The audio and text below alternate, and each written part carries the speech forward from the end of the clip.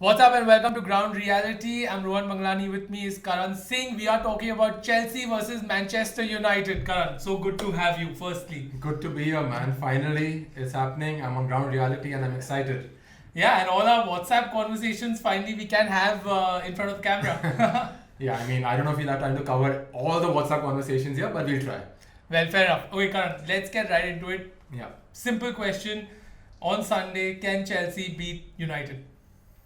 Or can United beat Chelsea? That should be the question. I mean, look, it's going to be a very interesting game. Both the teams are in good form. You know, a lot has been said about Chelsea since Tuchel came in. They're on a very, very strong run since he came in. United, actually, this season have been struggling against the big teams. You know, until last season, Ole was doing very well against the big teams and struggling against the smaller teams.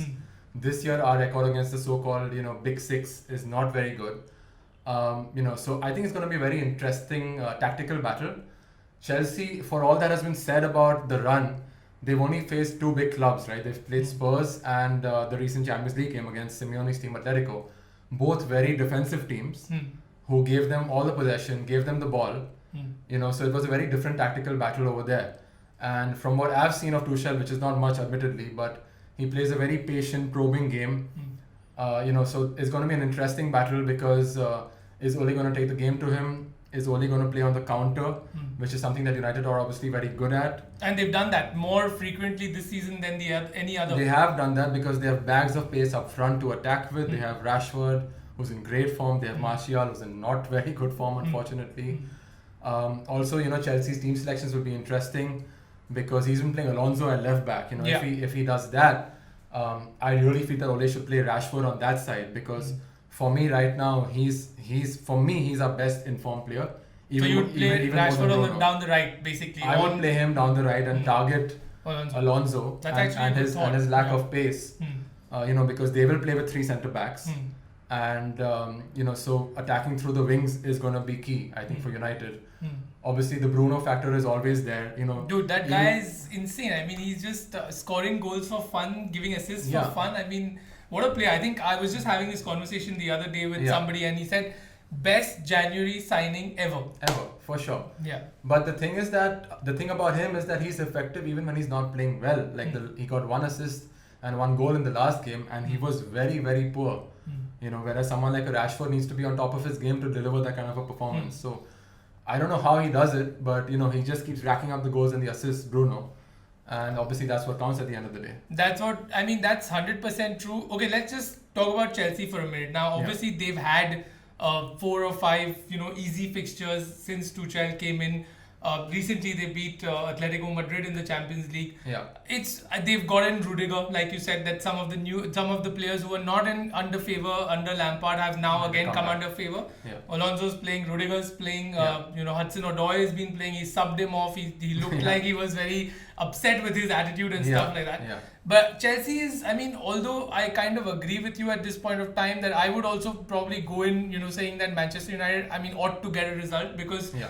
you'll have been the team which has been in form. You'll have been the team which is, performed way better, and it looks you're are through in the top 4 at the moment for sure. There's no doubt about that. No.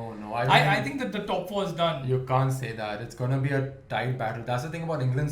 England now, it's so competitive. So, Man City are there. So one team out of Liverpool, Chelsea, United, and Leicester has to drop out. Well, there's West Ham also And fighting. no, I'm saying West Ham will probably Yeah. not last the pace. This is not even counting Spurs comeback, Hmm. which can happen at any time if Harry Kane and Son hit a run of form. So there are just 4 spots. It's just the super ultra competitive league, and that's the way it's been for the last couple of years. I agree, and but the thing is that I don't know. For me, it somehow seems like United is very comfortable in that second position. There's nobody who's going to even go up or down at the No, moment, man. and also because I frankly feel, and this is something which has been talked about so much now this season between you and I, between so many people, is that this United team was actually 4 weeks back, 5 weeks back, people were talking about the title. Now, obviously, it's something which it doesn't look possible, very frankly. Yeah. I don't think that people are saying United bottled it. I don't think that at all. I think that yes, it would have been lovely to have United being challenging for the title for a little longer. But to say that United have bottled it or United are not going to have done it again or something like that, that's wrong. I would frankly feel like absolutely untrue. As I said, the league has become so competitive. You probably need to deliver 90 points in a season to win the league nowadays. With Man City and for the last few years, Liverpool for the last couple of years. Right. Liverpool lost the league after getting 95 or 96 points a couple of years ago. Yeah, to Man City. So the kind of standards that you actually need to stay competitive is insane. United got 66 points last season. For me, getting anything more than 75 or 76 this season is a sign of considerable progress, and that's what they should be aiming for. I like to look at that more than positions. If we average more than 2 points a game this season, then that's a step in the right direction. That's absolutely and true. And there's just too many big clubs in England. Everyone can't win trophies every season. It's just not possible. So, do you think that now, United still are in 3 trophies at the moment? You're playing the Europa. You're playing the Premier League. Is not something which I mean. There's a 10% chance probably if not anything goes. Yeah. And then there's the FA Cup, isn't it? So I mean, do you think that there's a chance for a trophy this season for United? Look, we should. United reached 2 semi-finals last year, lost both. So it's been a bit of a almost getting there in the cup competitions. I would love for United to win even the Europa. It's not the Champions League at the end of the day, but it is still a big competition. We faltered to Sevilla last year. So if we can get home either the Europa or the FA Cup, for me that would be a very successful season compared to where we were 1 year ago. Fair enough, that could be a successful season, and I think that something like that, Ole does deserve something like that. But I just feel that talking about Ole now, and are you happy with him? And do you think that he is somebody who can take United now to the next level? Like, do you think that because it's happened in the past that United have been in that super position in the league, have got super results when he came in against PSG. Then it happened again a little bit, but then there was a time when that's the time when, in fact, you were playing the smaller teams at that point of time, in which he faltered again. Going ahead from here now to take it to the next level, what do you think, Ole? Do you think Ole is the right guy, first of all? I mean, look, as long as we keep making progress under him, I'm all for him, and so far that's exactly what the club has been doing. People say that tactically he is not the best manager, and that might be true, but management is beyond far more than tactics. And a lot of people say, okay, Ralph at Saints has amazing tactics. But is Rodgers a better tactician than Ralph or than certain other managers in the league? Yeah, but probably not. But management is about so much more than just tactics. I think what you're trying to imply is that management is also about man management, and one of the things which has not happened is that he's not been able to get the best out of certain players. Like Pogba clearly, hasn't. Okay, he's shown us glimpses this season. But I don't think that in the last 4 years, which United actually have him, Pogba's been at his best. And I don't think that Ole is the guy who could bring the best out of a Paul Pogba. Or could he bring the best out of Marcus Rashford? You don't know. Anthony Martial, again, is a question mark in all United fans' minds. That is he the guy? For him, it's more of a question that does he deserve to wear the shirt at the moment? In the sense that, you need conversion. It's fine if you're putting in that effort and if you have that skill and class. But I think all United fans at the moment are thinking that, does he have the conversion? Will he come on and make a difference, or will he start the game and make a difference? Now, an example for that is if you look at Bruno Fernandes. He's come in and he's just not stopped. So is Ole the guy who can actually bring out the best in the people you have at the moment? Obviously, you will have reinforcements in the summer, etc. I don't see why not, because with a couple of exceptions, the ones that you mentioned, he's done that. You see Mason Greenwood, you see Scott McTominay, you see Fred, who was written off as a complete failure of a transfer. You see Luke Shaw this season, the way that he's been playing. Even Maguire, for being maligned by a lot of people, including me, for sure. has really improved and has become more of a rock at the back for us. So I don't see why not. As I said, as long as the club keeps making progress under him, there is a good squad harmony right now. There is a positive atmosphere in the club.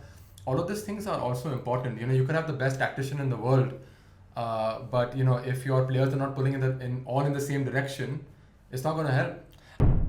Okay, Karan, now Yeah. this one only for, because it's becoming a saga slowly. How many sagas have we seen? And for Arsenal fans, too, we always see sagas. But Yeah. this one, luckily, this time is in not an Arsenal related saga, but Right. Paul Pogba. Do you think you'll be happy with him going in the summer? Yeah, I'll be totally fine if someone pays the fee, someone comes up with the money. What's the fee? At least what we paid for him at the bare minimum. So you're saying you want 90 million for 80, Paul? 80 million now. Yeah, 80, 85, whatever was paid for him. That is not happening. You asked me that has Ole brought the best out of Paul Pogba, but why can't Pogba bring the best out of Paul Pogba? Why does it always have to be a manager? Why does it have to be two other defensive midfielders? Why does the entire system have to be built around him?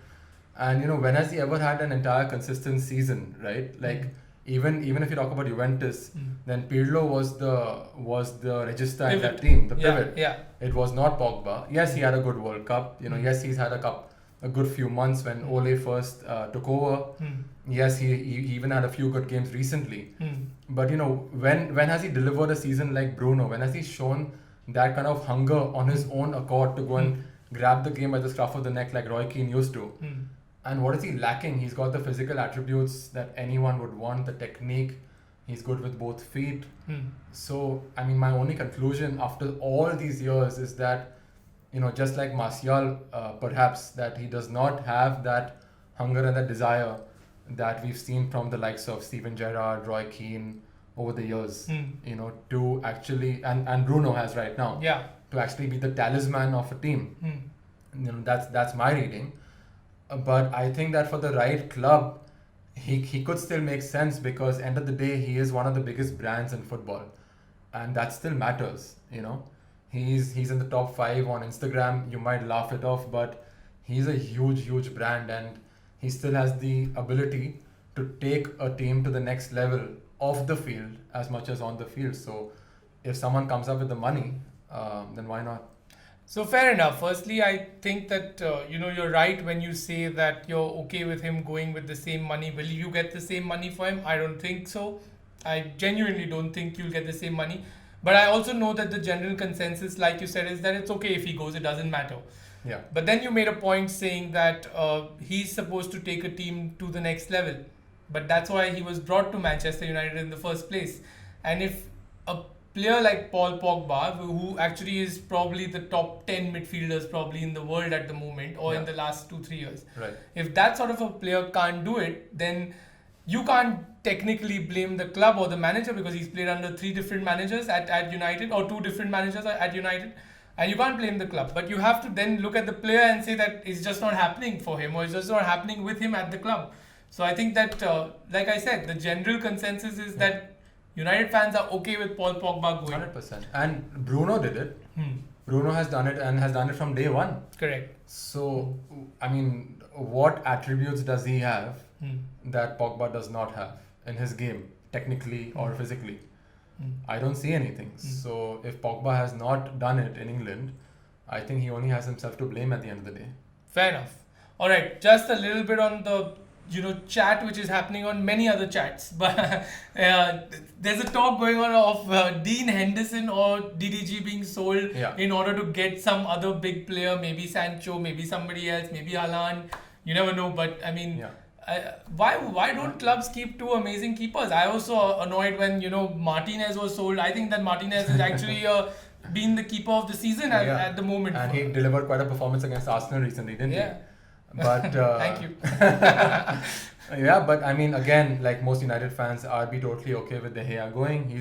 He's been a legend at the club. I think he's given his all. He's been player of the season for I think it was like 3 or 4 years running. But obviously a time comes I think for every player to move on, and he has quite a few years left in him to go to another big club, probably win a few trophies somewhere. And I'm pretty sure that the higher ups at United would be okay with both of these players going if they get a good fee, because they'll obviously get to reinvest it in maybe a Sancho or someone of that level who can come in and add a bit of quality that we badly need. Fair enough. That's a good point. Well, I think that it's been a really fun conversation, and I think that loved, hated, but United are never ignored. as usual. Everyone talks about United. For Everybody sure. talks about. Absolutely. They are the biggest club in England. There's no doubt about And it. in the world, yeah. No, well, but okay. On that note, thanks so much, man. And No. somebody's been live commenting saying that we want you here on the next time back. Thanks. Thank you. Thanks so much Thank for you. having me. Appreciate See it. you. Cheers.